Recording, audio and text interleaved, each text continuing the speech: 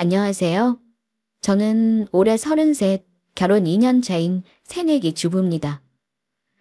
뱃속에 4개월 된 아기가 있고 기쁜 마음으로 태어나길 준비하고 있어요. 결혼해서 후회하는 사람들 참 많은데 저는 결혼을 참 잘했다고 생각합니다. 저는 사실 잘난 게 없는 사람이에요. 그럼에도 우리 남편 같은 좋은 사람이 내 인생이 있다는 걸 참 감사하게 생각합니다. 우리 남편은 천성이 순하고 술, 담배 안 하고 집과 일밖에 모르는 성실한 사람이에요. 지금은 사업을 하고 있지만 직장 생활도 착실히 했던 사람이라 기본적으로 성실함이 장착되어 있습니다. 따뜻하고 배려심도 있고요. 침착하고 다정하고 남들이 소위 말하는 1등 신랑감 맞습니다. 능력도 좋아서 돈도 잘 벌어요. 사업을 하는데 제가 남편 사업장 거래처에서 격리일을 보다가 만나서 연애를 3년간 했습니다. 남자친구와 둘이 있을 때는 둘이 성격도 조화를 잘 이루고 관심사나 성향이 비슷해 대립이 거의 없는 편이었고 왠지 이 사람과 결혼할 것 같다는 생각을 초반부터 했어요. 왜 결혼할 사람은 느낌이 딱 온다고 하잖아요. 제가 그랬습니다. 그래서 지금은 이렇게나 행복한 생활을 하고 있지만 사실 결혼을 약속하고 나서 저는 우여곡절이 많았어요. 우리 부부는 사실 결혼할 때 남편 혼조석이 비어 있었습니다. 스몰 웨딩으로 하긴 했는데 남편 부모님 쪽 하객은 오지 않았어요. 그리고 지금도 제가 아이를 가진 것도 모르실 겁니다. 왜냐하면 서로 연락하고 살지 않고 절연했기 때문이에요. 저보다는 사실 남편이 아마 한동안 속이 시끄러웠을 겁니다. 제가 임신했다고 했을 때 남편이 엄청 울더라고요. 자기는 절대 자기 부모 같은 사람 되어서 자식을 소유물처럼 좌지우지하고 싶지 않다는 말을 하면서요. 혹시 감이 오실까요? 우리 남편은 저와 결혼하면서 자기 부모의 오랜 속박과 가스라이팅에서 탈출했습니다. 저는 결혼 전 연애할 때도 시어머니의 지나친 간섭과 갑질로 엄청 힘들었는데 평생 그랬을 남편이 참 안쓰럽게 느껴지더라고요. 결혼해서 첫 해인가 어버이날에 우리 친정 부모님만 챙기는 게 은근히 미안한 마음이 들더라고요. 그래서 남편에게 넌지시 물어봤습니다. 당신 혹시 나 때문에 부모님 못 챙기는 건 아니지? 그래도 결혼해서 첫 어버이날인데 혹시 마음 불편해? 정 불편하면 용돈 정도는 그냥 보내드려도 돼. 난 상관없어요, 여보. 대신 솔직히 말하면 찾아뵙는 건 너무 부담스러워. 무슨 소리야? 당신 내가 마음에 걸려할까 봐 걱정하는 거야? 나는 장인 장모님 보니까 만감이 교차해서 그래. 나도 장인 장모님처럼 자식한테 하고 싶은 거 풍족하게는 못 해줘도 정신적으로 든든한 분들 만나면 어땠을까 하고 말이야. 나는 도저히 그런 부모를 가진 건 어떤 기분인지 모르겠어서 그래. 아마 당신이 이렇게 착하고 단단한 사람 된 것도 다 장인 장모님 덕이겠다 싶네. 걱정하지 마. 나는 당신이 우리 집 가자고 해도 싫은 사람이야. 앞으로 다시는 연락할 생각 없어. 마음이 편하지는 않지만 끊어내야 우리가 행복하게 사는 길이야. 남편은 결혼 전 자기 부모와 절연을 선언하고 정말 단 한 번도 부모와 어떤 식으로든 연락을 하지 않고 살아요. 남보다 못한 부모에게 착취당한 자기 인생이 아깝고 불쌍하다며 앞으로는 저와 우리 아이를 위해서만 살겠다고 합니다. 지금은 180도 달라진 남편이지만 사실은 결혼 전에 저러지 않았습니다. 남자친구는 부모님 말씀에 무조건 순종하는 편이었어요. 저는 연애 초반에는 몰랐다가 한 1년 정도 지나면서 알았습니다. 보통 연애하면서 가정사도 양가집안 분위기도 서로의 얘기를 듣고 짐작하게 되는데 뭔가 우리 부모님과는 많이 다르다는 걸 느꼈습니다. 일단 저에 대해 말씀드리자면 저는 일남 일녀 중 장녀이고 저희 부모님은 작은 세탁소를 운영하세요. 집이 부자라고 할 수는 없지만 가난하고 힘들게 살지는 않았습니다. 다만 역경이 있기는 했어요. 아빠가 저 고등학교 2학년 때 큰 사고를 당하셔서 온 가족이 큰 비탄에 빠진 일이 있었어요. 아빠는 그 사고로 장애를 얻으셔서 지금도 한쪽 다리를 못 쓰십니다. 그때 저는 대학 진학을 포기하고 일찍 취업을 해서 지방 경제를 보태고 아빠 치유비를 보탰어요. 남동생이 공부를 잘했고 저는 남동생에 비해 공부는 그닥이었거든요. 눈물 찍으면서 마음 아파하는 엄마에게 제가 그랬습니다. 엄마, 대학 공부는 나처럼 애매하게 공부하는 사람보다는 우리 지훈이처럼 확실히 잘하는 놈을 밀어주는 게 맞아. 공부는 나중에라도 할 수 있으니까 너무 속상해하지 마. 엄마가 아무리 어려워도 너 대학은 보내려고 했는데 원래 공부는 때가 있는 법이거든. 정말 미안해, 딸. 엄마, 지금은 아빠만 생각하자. 엄마는 세탁소 일도 버겁잖아. 내가 아빠 병원도 모시고 다니고 돈 벌어서 병원비도 보탤게. 아빠가 건강해져야 우리 가족이 사는 거지. 그러니까 아무 걱정하지 마. 저는 그야말로 살림 미천 같은 딸이었습니다. 아빠가 사고당하고 나서 저는 집안의 가장이 아프면 가족이 무너진다는 것이 어떤 건지 경험했어요. 엄마도 무너지고 경제도 무너지고 그야말로 가족이 붕괴되는 거죠. 다행히 몇 년의 재활을 거쳐 아빠는 지금 엄마와 여전히 세탁소 일을 하고 계십니다. 저는 이 정도만 해도 다행이라고 생각해요. 남동생이 대학에 가니 또 돈 들어갈 일이 생기더라고요. 동생도 아르바이트를 해가며 학비를 벌고 본인 용돈은 벌었지만 한 학기 등록금이 얼마인지 아시죠? 제 동생은 다행히 학교는 정말 좋은 데 갔어요. 근데 공대 등록금이 한 학기에 거의 600만 원이 넘고 1년에 1000만 원이 훌쩍 넘는 등록금을 매번 보태주는 일이 쉽지가 않더라고요. 제가 다니는 직장이 고소득이 아니라 겨우 200만 원 조금 넘는 수준이라 정말 허리띠를 졸라매고 살았습니다. 동생 군대 갔을 때도 돈은 안 들었지만 졸업까지 학비를 보태줘야겠다는 생각으로 열심히 모아야겠다는 생각만 했어요. 어쨌든 큰돈 될 일이 다 끝나고 보니까 제가 벌써 28 나이가 되었더라고요. 일은 계속하고 있었지만 모아놓은 돈은 거의 없었습니다. 당장 현금으로 쓸 수 있는 돈이 대략 2천만 원도 안 됐던 것 같아요. 저희 부모님은 그전까지는 어쩔 수 없이 제가 버는 돈으로 살림에 보태서 쓰긴 하셨어요. 하지만 동생이 대학 졸업 앞두고 취직하고 나서는 고스란히 저 버는 돈은 무조건 모으라고 해주셨습니다. 저는 당장에 결혼할 생각이 없었고 돈은 없어도 마음만은 편한 때였는데 그 시기에 지금의 남편을 만나 연애를 하게 되었어요.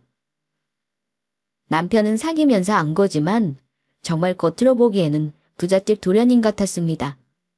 저에게 적극적으로 다가와서 처음에는 원래 성격이 부침성이 좋나 보다 했어요.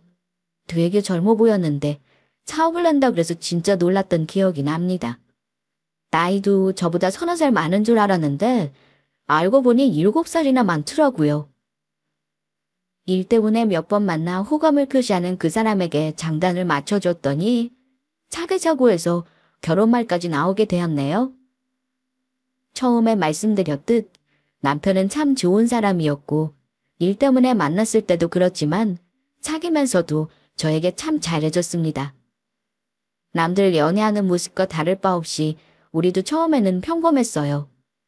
남편이 워낙 바쁜 사람이라 자주 보지는 못했지만 만날 때마다 너무 즐겁고 서로 챙겨주고 그랬죠. 그렇게 1년 정도 사귀면서 보니 점점 그 사람 말고 주변이 보이기 시작하더라고요. 남편은 2남 중에 차남이라고 했습니다. 위로 형이 하나 있는데 자기 사업장에서 같이 일을 하고 금전 부분을 관리를 도맡아 하신대요. 가족끼리 사업을 하는 경우는 많으니까 그런 줄 알았습니다. 그런데 의아했던 것이 있었어요. 제가 격리 일을 하다 보니까 세금 신고를 도와준 적이 있었는데요. 회사 대표가 그 사람 이름이 아니더라고요. 오빠, 근데 왜 오빠 사업장 대표가 오빠가 아니야? 김금자? 이건 누구? 아, 우리 어머니셔. 몰랐구나. 실은 우리 어머니가 회사 대표로 올라가 있거든. 엄마가 대출 받으신 게 많아서 유지하려면 사업상으로 수입이 있어야 하고 세금도 내야 하셔서 말이지. 나는 사업장에서 월급 받고 원천 징수하고 있어. 뭐? 그럼 소득 나오는 건 어쩌고? 오빠네 형이 돈 관리는 전부 하는 거야? 근데 지금 보니까 세금이 엄청난데? 그만큼 소득도 많았을 거 아니야. 오빠는 월급만 받고 나머지 수익 관리는 어째 돌아가는지 알아? 근데 남편이 머리를 급적거리면서 말하더라고요. 아, 지연아, 그게 사실 다 나는 잘 몰라. 우리 엄마가 금전적인 부분은 형한테 다 일이 말하고 하셔서. 솔직히 직원 6명에 나까지 대표랍시고 다니긴 하는데 나도 내 회사 수익은 어찌 관리되고 있는지 잘 몰라. 형이 알아서 하겠지. 나는 그냥 월급만 받는 바지 사장이지 뭐. 뭐? 그런 말이 어디 있어. 바지 사장이라고 해도 오빠가 힘든 일은 전부 다 한다며. 근데 법인 통장은 오빠네 형이 쥐고 있고 얼마 버는지를 모른다니. 그건 문제 있다, 오빠. 애초에 오빠 엄마나 형이 사업 시작한 거라면 모를까. 처음에는 내가 대표자였지. 나중에 잘 되니까 마침 형이 회사 그만두고 싶대서 자리 하나 만들어준 거고. 엄마도 집 사고 땅 사느라 일을 많이 벌려놓으셨는데 대출을 좀 많이 당기셔야 한다길래 원하는 대로 해드린 거야. 나중에는 원래대로 돌려놔야지. 지금은 어머니 대출이랑 생활비 때문에 내가 월급도 대부분 가져다 드리고 있어. 아, 뭐? 그럼 어머님이 돈은 모아주시는 거야? 오빠 나이가 지금 몇인데. 나중에 장가갈 미천은 해주시는 거지. 아니면 오빠가 따로 모으고 있기라도 해? 아휴, 나 월급 받아도 어머니 드리고 용돈 받아 쓴다니까. 그리고 우리 형이 애가 둘이잖아. 매달 형도 월급 정산은 하는데 돈이 모자란가 봐. 그래서 내가 조카들 교육비는 대주고 있어. 저는 그 사람 얘기 들으면서 이상하다고 생각했습니다. 혼자 고생은 다 하는 것 같은데 정작 자기는 본인 사업체 돈을 마음대로 쓰지도 못하고 말이 월급이지 대부분은 가족을 위해 쓴대요. 들어보니 오빠가 따로 모아놓은 돈도 없는 듯 했습니다. 정작 남편의 형은 회사에 상주하면서 일을 하지도 않은 듯 보였습니다. 그냥 일속 가방 겨드랑이에 끼고 수고하는 사람처럼 회사에 가끔 와서 매출만 챙긴대요. 형님이 하는 일은 회사 돈 관리라면서 정작 사소한 일은 다른 직원이 도맡아 하고요. 그것도 웃겼습니다. 아주 큰 사업체라고는 할 수 없지만 그래도 연 매출 10억이 넘고 직원도 두는데 사무자료를 보니 뭔가 이상한 점이 있었습니다. 그걸 남편이 잘 모른다는 게 저는 이해가 가지 않았고요. 가만 보니 남편은 자기 월급 외에 여윳돈이 없어 보였어요. 하지만 그때는 결혼도 안 했는데 이렇다 저렇다 할 입장은 아니니까 제가 뭘 더 참견할 수는 없었습니다. 하지만 사귀면서 점점 남편의 집 분위기와 우리 집이 많이 다른 점을 알아나가게 되었어요. 저의 상식으로는 이해가 안 가는 것이 한두 개가 아니었습니다. 자기 사업을 하면서 돈을 얼마 버는지 모르는 것도 이상했지만 가족 간 관계가 유독 둘째 아들에게 착취적인 분위기라는 사실이 저는 이해가 안 가더라고요. 한 번은 남편이 막 대출을 엄청 알아보길래 제가 궁금해서 물어봤어요. 그런데 제 상식으로 이해할 수 없는 얘기를 꺼냈습니다. 오빠, 대체 무슨 대출을 그렇게 알아봐? 아니 금액도 몇 억대인 것 같은데 오빠가 대출 받을 일이 뭐가 있다고 그래? 그게 실은 우리 어머니가 얼마 전에 작은 다가구 주택을 한 채 지으셨거든. 대출이 몇 억인데 문제는 세입자가 안 들어와서 매달 대출금 메꿀 돈이 모자라는 거야. 엄마가 쓰시는 이자가 비싸니까 내가 한 번에 좀 갚아주길 원하셔서 알아보고 있어. 다세대 주택은 그럼 누구 명인데? 어머니 명이지 오빠 명의는 아니잖아. 그렇지. 엄마는 월세가 언제 나갈지 모르니까 일단 대출 나가는 것부터 없애고 싶으신가 봐. 하지만 오빠도 대출이잖아. 오빠도 갚아야 하는 돈이고 그거 어머니가 주시는 거 아닌 거네. 그렇다고 세입자 들어오면 수익을 오빠한테 주실 것 같지도 않은데. 내 말이 맞아. 그랬더니 묵묵부답. 아무 말도 못하더군요. 본인이 결국 갚아야 한다는 사실을 뻔히 알면서 그 큰 돈을 대출을 해서 어머니 빚을 갚아준다니. 이 상황이 이해가 가시나요? 그것도 홍기가 지났다면 지난 아들이 장가도 못 가고 있는데 그 큰 돈을 대출을 내버리면 어느 여자가 그걸 좋다고 하겠습니까? 결혼하면 같이 빚 갚는 상황이 뻔히 보이는데요. 제가 다른 건 그냥 지켜봐도 그건 도저히 아닌 것 같아서 말렸습니다. 오빠, 내가 다른 건 뭐라 못하지만 이건 정말 아니다 싶어. 근데 지난 아들 앞길 먹는 것도 아니고 대체 뭐래?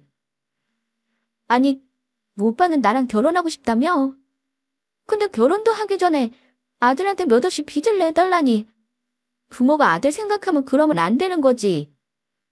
우리 집에서는 있을 수 없는 일이란 말이야. 오빠, 이건 거절해. 내가 볼 때 오빠는 가족들한테 다른 것도 충분히 잘하다 못해 과하다 싶게 하고 있어. 그 정도면 충분하다고 봐. 시연아. 사실은 내가 이제까지 살면서 한 번도 엄마 말을 고역한 적이 없어서 싫다는 말을 잘 못해. 부모님이 하자고 하시는 건 다 이유가 있고 사정이 있겠지 싶어서 그동안 고역한 적 없어. 근데 어쩌지? 어머니께는 알아보겠다고 말씀드렸는데. 뭘 어째? 오빠 한두 살 먹은 어린애 아니잖아. 오빠는 그 돈 대출 받으면 무슨 수로 갚을 건데? 오빠 사업장에서 나오는 돈 오빠가 마음대로 할 수도 없다며. 오빠 형이랑 상의해서 형제가 부담을 나누던지 아니면 다른 방법을 강구해야지. 오빠가 왜 전부 감당을 해? 우리 가족들이라면 절대 그러지 않아. 아무리 돈 잘 버는 자식 있어도 절대 그러지 않는다고. 내가 우리 집에 몇 년간 생활비 보탰지만 내내 우리 엄마가 얼마나 미안해 하셨는 줄 알아? 형편 나아지자마자 엄마도 돈 모으라고 나한테 용돈 10만 원도 안 받으셔. 이게 정상적인 가족이야. 그러니까 대출 거는 오빠가 잘 말씀드려봐. 이건 정말 아니야. 바보인 건지 아니면 순해서 그런 건지. 다른 일에는 눈빛을 빛내며 똑똑하게 구는 사람인데 유독 자기 가족 일과 연관되면 저렇게 흐린 눈을 하더라고요. 저는 다른 건 몰라도 결혼할 사람이 빚더미에 올라앉는 건 두고 볼 수가 없었습니다. 그래서 강력하게 얘기를 했어요. 그랬더니 남편도 그제야 한번 상황을 돌아보더라고요. 제가 잔고만 봐도 보이는 것들이 그렇게나 많은데 개인적으로 남편 통장에서 왔다 갔다 한 돈이 있다면 아마 더 많을 것 같다고 짐작은 했습니다. 알고 보니까 그동안 그게 처음이 아니었습니다. 솔직히 가족들 때문에 금전적으로 얽힌 문제가 있다면 솔직하게 말해달라고 했어요. 그러니까 줄줄 얘기를 하는데 정말 들으면서 우라통이 터지더라고요. 사실은 나 그동안 어머니랑 형한테 돈을 가져다 준 액수가 많긴 해. 나 사업장 내기 전에 7년 정도 다녔던 회사가 있거든. 그때는 뭐 거의 내 월급은 어머니한테 드렸지. 근데 어머니가 내 월급 모아준다고 하셨는데 나중에 사업하면서 투자금으로 쓰려고 달라고 했더니 글쎄 하나도 없다길래 망연자실했었지. 그때 생각하니까 열받긴 하네. 7년 동안 월급을 드렸는데 한 푼도 안 주셨다고? 와, 진짜 너무한다. 그럼 오빠한테 가져간 돈 다 어디다 쓰셨대? 어머니 집 대출금도 갚고 생활비도 쓰고 하셨겠지. 형은 집에 월급 받는 거 안 줬으니 뭐 돈 나올 때는 나나 아버지가 다 했으니까. 근데 형이 결혼 전에 이런저런 사고를 좀 쳤어. 주식도 좀 말아먹고. 생각해보니까 형이 사고 친 돈도 내가 메꿔줬네. 와, 오빠, 바보야 아님 호구야? 아무리 가족이라도 돈 계산은 그렇게 하는 법이 아니야. 나도 우리 집 어려울 때 보태줬고 자식으로서 당연하다고 생각했지만 이건 경우가 다르지. 오빠, 혹시 그동안 어머니랑 형한테 들어간 돈 전부 계좌이체를 했어? 혹시 적어놓거나 뭐 내역 남겨넣어야 하지 않을까? 근데 나도 혹시 몰라서 나 나름대로 계좌이체 내역 전부 정리해놨어. 그때 형이랑 엄마가 나한테 돈 요구했던 문자 대화도 전부 보관해놨지. 근데 이걸 과연 쓸 일이 있을까? 나도 돌려받을 생각 안 했지만 우리 엄마나 형은 내가 아예 준 돈이라고 생각하실걸? 근데 당시에 빌릴 때는 갚겠다고는 했었어. 한 푼도 안 갚았다는 게 참 현타가 오네. 그 말을 들으며 저는 몇 번이나 뒷목을 잡았는지 몰라요. 심지어 자기 형은 회사에 다니면서도 집에 한 번도 돈을 갖다 준 적이 없었대요.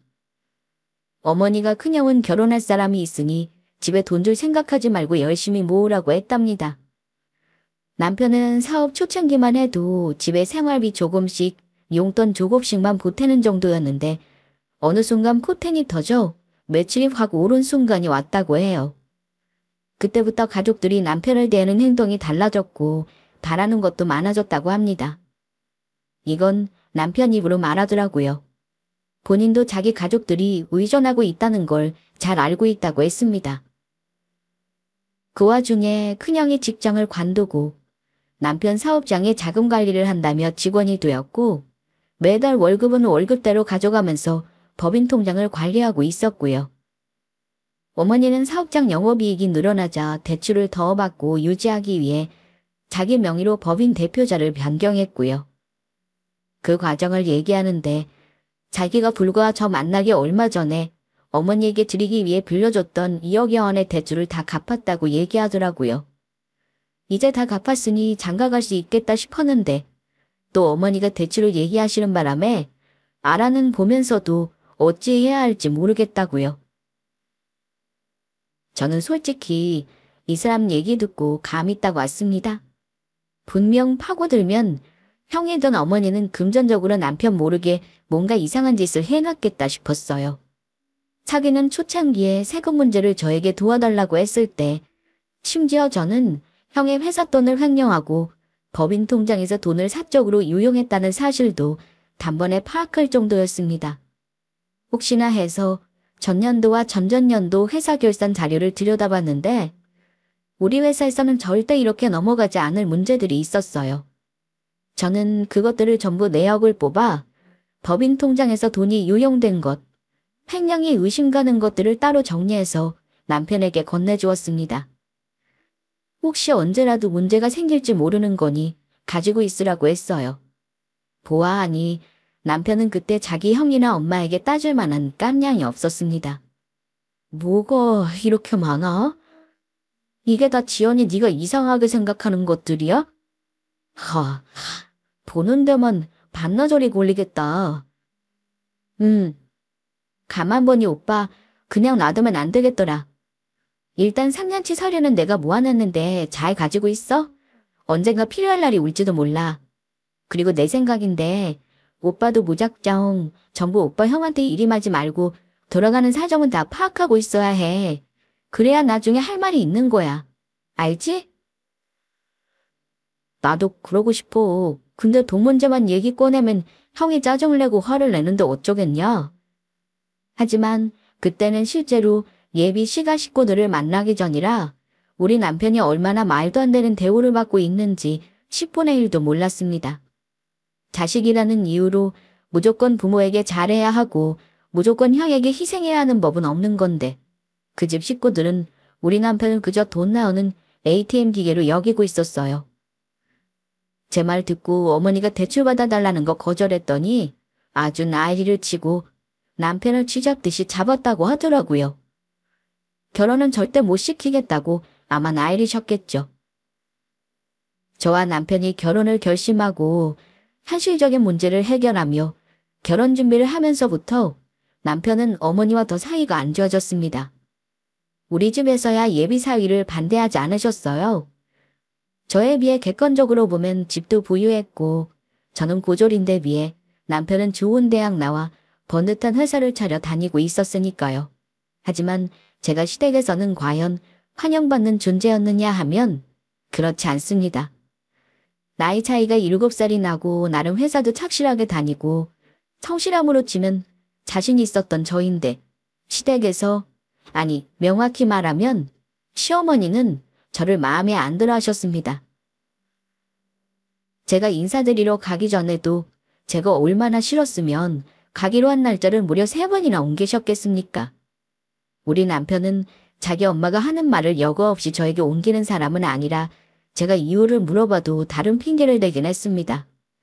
시모가 저 싫다고 하는 말은 쏙 빼고 순전히 장가를 더 늦게 가기를 바란다고 하더라고요. 제가 속상해하는데 남편도 정말 미안해했어요. 그리고 이런 말도 하더라고요. 지연아, 아무래도 내가 그동안 잘못 살아온 건가 싶어. 내일 모레면 40이 다 되어가는 나이에 뼈 빠지게 일하면서 내 몫으로 모아놓은 돈은 없고 게다가 어머니는 나더러 돈 더 벌어야지 무슨 장가를 가냐고 하시잖아. 그동안 내 장가 미처 모은 거 보태달라니까 글쎄 나 먹여주고 키움값을 내놓지는 못할 망정 부모한테 효도한 걸 내놓으라고 하는 법이 세상에 어딨냐고 악을 쓰시더라. 나 이 정도면 솔직히 아무하고도 결혼 못할 것 같아. 오빠네 형은 진작에 장가도 갔다면서 왜 오빠는 장가도 못 가고 돈 벌어서 집에 대줘야 하는지 모르겠다. 그러게. 나도 이번에 우리 어머니랑 형한테 정말 배신감 많이 느꼈어. 나한테 돌아오길 바란 건 아니지만 적어도 축한다는 말 한마디는 해줄 줄 알았는데 내가 그동안 한 짓이 등신짓이구나 싶어. 오빠 걱정하지 마. 일단 나랑 결혼하겠다고 말씀을 드린 거지? 그럼 가서 정식으로 인사는 할게. 오빠가 대강 나에 대해 얘기는 했겠지만 어머니가 마음에 안 드신다면 어쩔 수 없는 거지. 아들이 결혼하겠다는데 별 수 있어? 살면서 차차 관계가 좋아지기 기다리는 수밖에. 너도 마음 편히 먹고 가서 인사드리자. 나도 생각이 있어. 그래도 자식된 도리로 며느리감은 보여드리는 거니까. 어쨌든 나 더 이상은 바보 같은 짓 안 할 테니 너도 나 믿어줘. 그때 남편이 눈물까지 그렁그렁 해가며 무슨 결심을 한 듯 결의에 찬 모습을 보였습니다. 저처럼 불편한 마음으로 예비시댁에 인사를 간 사람이 과연 있을까 싶네요. 긴장되고 기대되고 그런 마음이어야 하는데 말이죠. 하지만 저도 눈치가 있는데 모를 리가 없었습니다. 아, 예비 시모가 나를 그다지 보고 싶어 하지 않는구나 하고요. 어쨌든 겨우 날짜를 잡아서 인사를 드리러 갔습니다. 그런데 어머니는 역시나 제가 오는 게 달갑지 않다는 티를 팍팍 내시더라고요. 제가 뭐 극진한 성인 대접을 받길 기대한 건 아니지만 심하다 싶은 건 음식으로 족발을 준비해 놓으셨더라고요. 족발은 집에서 하는 음식이 아니니 뻔하죠. 저를 위해 음식을 하기 싫었는지 죄다 배달 음식이었습니다. 그때 이미 남편의 얼굴은 기분이 나빠서 일그러졌습니다. 아마 제 앞이니 처음부터 가족에게 화를 낼 수는 없었을 거예요. 그래도 둘째 아들이 결혼하겠다는 여자가 인사 오겠다는데 형네 가족은 예비 형님 되시는 분이 애들 데리고 여행을 가서 형만 있었고 시아버지는 그날 등산을 가서 아직 귀가 전이라고 먹고 있으면 도착하실 거라 하더라고요. 물론 그것도 거짓말이었지만요. 아마 예비 시아주버님은 제가 어떤 여자인지 파악하려고 했겠죠. 그래도 예의 바르게 인사를 드리고 앉으라는 자리에 앉았습니다. 어머니는 저를 위아래로 훑어보시더니 뭐 오래 묻는 것들을 물어보셨습니다. 집은 어디이고 하는 일이 뭐고 학교는 어디 나왔는지 가족관계는 어찌 되는지 한참 물어보셨고 저는 어머니 묻는 말에 예의 있게 대답해 드렸어요. 하지만 남편은 내내 얼굴이 굳어 있었습니다. 그러더니 딱 한마디 예비 시모에게 던지더라고요. 어머니, 저는 지연이네 집에 인사하러 가서 정성껏 차려주신 밥상 얻어먹고 왔어요. 3번이나 미룬 자리에 불러서 족발이라뇨. 어머니, 진짜 서운하네요. 얘는 네가 지연이 아무거나 다 잘 먹는다며. 엄마 요즘 몸도 아프고 바빠서 음식할 기운 없어. 일단 오늘 인사 오겠다고 한 거니 차린 건데 뭘 불만을 가져? 저 괜찮아요, 어머니. 맛있는데요. 저 족발 좋아합니다. 그래. 네가 괜찮다니 다행이구나. 이제 내 할 얘기나 좀 해야겠구나. 어머니는 할 얘기가 있다고 하시더라고요. 듣자니 너 고등학교 졸업하고 바로 취직해서 일했다며. 모은 돈도 얼마 없고 친정 도움받기도 여의치 않다고 들었어. 맞니? 그런데 제가 뭐라 대답도 하기 전에 어머니가 황당한 말을 하시더라고요. 됐다. 더 들을 것도 없어. 뭐 아들이 결혼하겠다는데 부모가 무슨 수로 말리겠니? 결혼은 시켜주마. 대신 조건이 있어. 우리 아들 회사 대표가 4명인 건 알고 있지? 아들이 일을 하긴 하지만 명색이 나한테서 월급 받는 월급쟁이야. 나는 니들이 결혼한다고 해서 지금 대표 자리 넘겨줄 생각 없어. 그리고 니들이 언제 이혼할지 모르니 아들 수입이랑 월급 관리는 내가 맡아서 아마. 그게 내 조건이야. 네? 아무리 월급 받는 사장이라지만 저희 가정을 꾸리는 건데 월급 관리를 하시겠다니요? 저는 이해가 안 가는데요, 어머니? 예. 내가 오늘 보니까 이 결혼은 시작부터 삐걱거릴 결혼이야. 나는 아들 결혼시켜도 며느리한테 아들 버는 돈 가는 꼴은 못 본다. 내가 벌려놓은 게 좀 많아야지. 그거 정리될 때까지는 내가 할 테니 그리 알아. 그거 알고도 결혼하겠다면 여자 입장에서 과연 버티겠니? 그러니까 이혼할 수도 있다는 말이야. 다 감수할 수 있으면 어디 결혼을 해보든가. 그러니까 어머니는 아들에게 나오는 돈을 며느리에게 주기 싫으니 아들 결혼도 시키기 싫다는 말이었죠. 최악의 상황을 예상해보긴 했는데 이런 말씀을 하실 줄은 몰랐습니다. 말로만 듣던 아들에게 빨대 꽂는 부모가 내 앞에 있을 줄이야. 말문이 턱하고 막히더라고요. 도저히 말이 통할 뿐이 아니었습니다.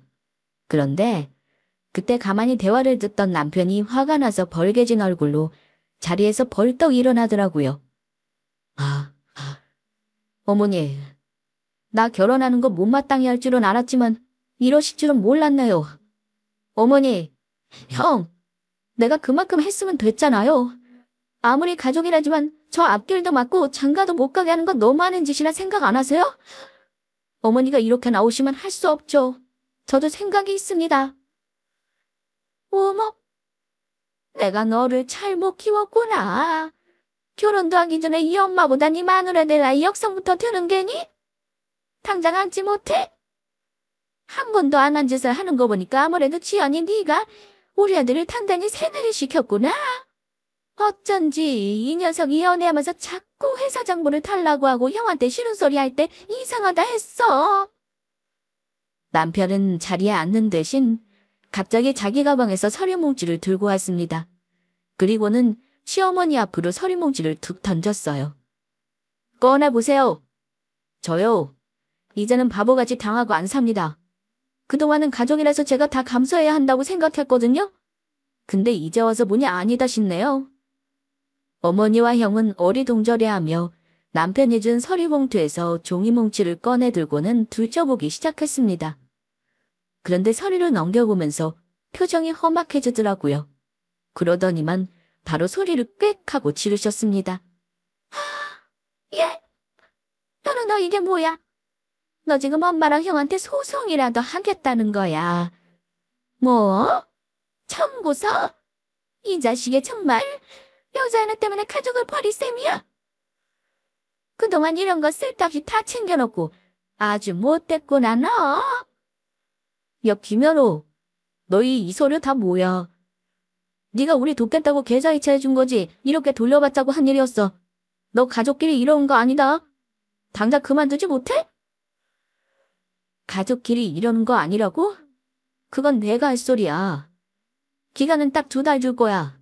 그동안 내 돈 전부 갚고 내 사업장에서 나가. 법인 대표도 내가 바꿀 거고 전부 제자리로 돌려놓을 테니까. 남편이 어머니와 형에게 건넨 건 다름 아닌 그동안 남편이 어머니에게 이체해준 돈, 형에게 빌려준 돈이 적힌 내역이었습니다. 그리고 언제 준비했는지 아직 접수 안 한 고소장까지 들고 왔더라고요. 솔직히 저도 몰랐던 일이었고 내심 놀란 게 사실이에요.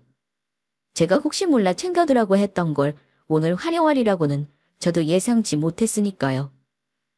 어머니는 뒷목을 잡는 신용까지 하며 어쩜 이럴 수가 있느냐고 남편에게 화를 내고 난리도 아니셨습니다. 2번 말씀 안 드려요. 지금 서류에 적힌 돈, 엄마가 저한테 빌려간 돈이에요. 분명히 어머니 저한테 돈 달라고 하실 때 빌려달라고 하셨어요.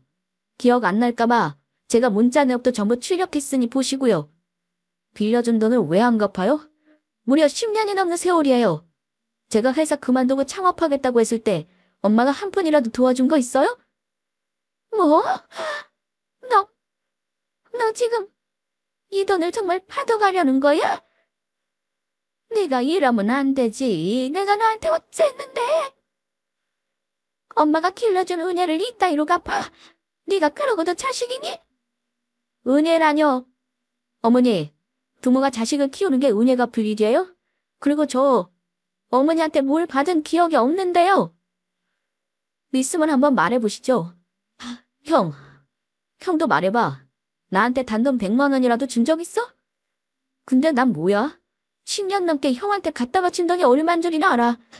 나 이제 등신같이 안 살아. 내 돈 다 갚아.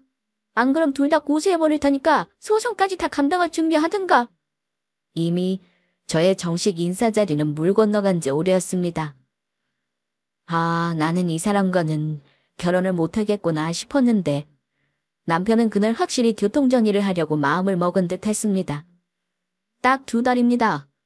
그 안에 정리해주세요. 저는 오늘 어머니가 지연이 대접하는 거 보고 이미 마음 접었어요. 너 무슨 마음을 접었다는 거니? 엄마랑 철연이라도 하겠다는 거야? 네. 저 이재관과 오늘부로 남남으로 지낼 겁니다. 그리고 형, 내 회사 자금 관리하면서 아주 이상한 장난질을 해놨더라? 아무리 가족끼리 한 사업이라지만 횡령은 엄연한 범죄인 거 알지? 책임질 준비해라. 나 2말 안 해. 형사처벌 끝까지 할 거니까 어디 한번 변명할 수 있으면 해보든가. 야! 현우 이 자식아. 내가 무슨 횡령을 했다는 거야? 증거 있어? 증거는 거기에 충분하니 한번 형이 한 짓 잘 들여다봐. 저 지연이랑 결혼할 거고 결혼식에 아무도 안 오셔도 됩니다. 어머니도 오늘 작은아들 죽었다고 생각하세요. 어머니가 오냐오냐 키운 큰아들 덕보면서 잘 사십시오. 지연아 가자. 남편은 어쩔 줄 모르는 표정으로 앉아있던 저를 잡아 일으켜 그 집에서 나와버렸습니다. 나오는 등 뒤로 시어머니와 예비 아주버님이 한탄하는 소리가 들렸고 어머니는 소리를 지르셨습니다. 너 이대로 나가면 우리 식구 다시는 너 가족으로 생각 안 해. 너야말로 잘 생각해. 이렇게 여자한테 미쳐서 가족하고 연 끊는 게 잘한 짓인지. 가족으로 생각 안 하신다니 듣던 중 반갑네요. 그럼 저도 오늘부터 남남이라고 생각하고 확실하게 내 돈 받아낼 거니까 각오들 하세요. 아이고, 내가 이런 꼴을 당하다니. 너 거기 안 서. 당장 거기 서. 쓰러지는 연기까지 하는데 남편과 저는 뒤도 돌아보지 않고 그 집을 나왔습니다. 법적인 부분은 잘 모르지만 그날 이후 남편은 변호사까지 만나 모든 수단을 총동원해서 그동안 본인이 집에 쏟아부은 돈을 다 받아내겠다고 하더라고요. 저는 결혼을 미룰까 하는 마음이었는데 남편은 결혼 날 때까지 우리 부모님과 상의해 잡아버렸습니다. 자기가 돈이 아무리 없어도 전셋집 마련할 정도는 된다면서 대출을 받긴 했지만 신혼집도 일사천리로 마련했어요. 제가 모은 돈과 친정 부모님이 감사하게도 조금 도와주셔서 살림도 마련했고 우리 부부는 그렇게 간소하고 빠르게 결혼했습니다. 결혼 준비하면서 남편은 정말 자기 엄마와 형을 고소했고 소송까지 진행했어요. 저는 소송 절차가 그렇게 긴 시간이 걸린다는 걸 그때 처음 알았습니다. 1년이 지나도 마무리가 안 되더라고요. 제가 혹시나 신경 쓰고 스트레스 받을까봐 싶었는지 남편은 중간중간 진행 사항을 간략히 말해주기만 할 뿐 자기 가족의 접근을 저에게 완전히 차단해줬습니다. 제가 눈치로 안 거지만 시어머니와 아주버님은 남편을 윽박지르기도 하고 달래기도 하고 사정도 한 걸로 알아요. 그러고도 남편이 고소를 취하하지 않으니 아주버님은 남편에게 저주를 퍼붓기도 했습니다. 횡령으로 고소했으니 당연히 남편 회사에서는 쫓아냈고 대표 명의도 남편으로 돌려놓았고요. 이렇게 하나씩 바로 잡아가고 있을 때쯤 생각지도 않게 시어머니와 아주버님이 저희 집을 어찌 알고 찾아온 사건이 있기도 했어요. 저는 당황했는데 다행히 남편이 있는 걸 알고 왔더라고요. 남편이 걱정하지 말라며 시모와 아주버님을 집에 들였을 때 저는 혹여 남편이 아주버님에게 폭력이라도 당할까 싶어 112에 전화할 준비까지 하고 있었습니다. 그런데 아주버님은 대뜸 우리 남편에게 무릎을 꿇더라고요. 야, 현우야. 너 아무리 그래도 형을 정말 전과자 만들 셈이야? 이제 적당히 해. 내가 다 수긍하고 네 돈 돌려줄게. 그럼 되는 거잖아. 너 때문에 엄마 지금 몸도 아프셔. 봐라. 엄마 살 빠지신 거. 우리 지금 자금 사정도 안 좋아. 엄마 대출 많은 거 은행에서 연장 안 해준대서 있는 재산 전부 홀값에 팔아야 할 상황이라고. 너 우리 집이 망하길 바라는 거야? 이쯤에서 그만하자. 재수씨가 내 동생 설득 좀 해요. 원래 남자는 여자 말 듣는 법 아닙니까? 우리 집에 시집와서 정말 결혼하고 사는 거 많아요? 글쎄요, 아주버님. 그건 이 사람이 결정할 일이지 제가 설득한다고 될 일은 아니죠. 그동안 우리 남편 마음고생한 거 아시잖아요. 다 이해하신다면 빨리 우리 남편 돈이나 돌려주세요. 돌아가, 형. 어머니도 돌아가세요. 나는 그날 분명 우리 가족과 남남선언했어요. 그 돈을 10년이 걸려도 다 받아낼 겁니다. 그러니까 어머니도 그동안 내 덕에 재산 불린 건 전부 처분해서 돌려줘요. 내 할 말은 그겁니다. 넌 정말 이럴 거야. 그동안 많이 풍풀이 했잖니. 그만해라, 어? 엄마가 사정할게. 하지만 남편은 눈 하나 깜짝 안 하고 두 사람을 집에서 내보내버리더라고요. 제가 예전 모습과 너무 달라진 남편에게 놀랄 정도였습니다. 저도 그 일이 시가 식구들을 본 마지막이 되었습니다. 결국 남편은 자기 형을 구속까지 시켰고 결국 징역 2년까지 받아냈습니다.